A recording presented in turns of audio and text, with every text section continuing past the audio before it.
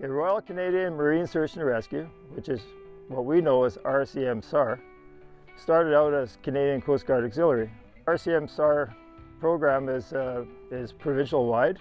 There's about 50-odd stations up and down the coast, mostly in remote locations and areas where there's no Coast Guard response.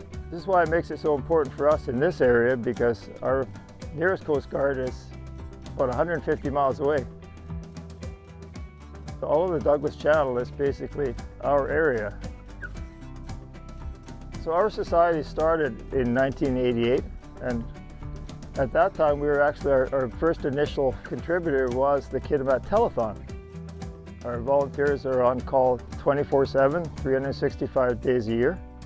Our primary focus within the community is responding to our marine emergencies. Doesn't matter what the weather is and doesn't matter what time of day it is. A lot of our calls are actually at night, which makes training for us a very important part of our organization. We train every Wednesday night, and we train for a couple hours, and again we train in the dark or in the daytime or in rough weather. It doesn't really matter. The kinds of calls that we respond to are all different sorts of marine emergencies. Again, we're working in anywhere in the Douglas Channel, and as far out as Hartley Bay and past Hartley Bay. We respond to commercial vessels, we respond to a lot of pleasure vessels, we respond to medical emergencies from some of the logging camps down the channel. There's a lot of times when a helicopter can't fly and somebody needs to be evacuated from a camp.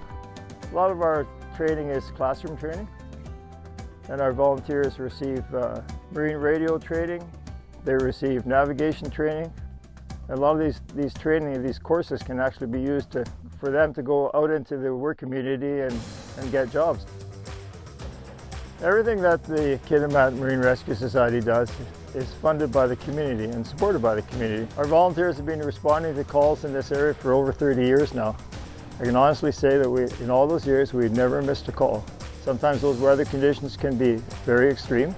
We've had some calls that didn't turn out as well, but we still responded and did our best. I started with Marine Search and Rescue because it was my love of the water, my love of the ocean, and the excitement.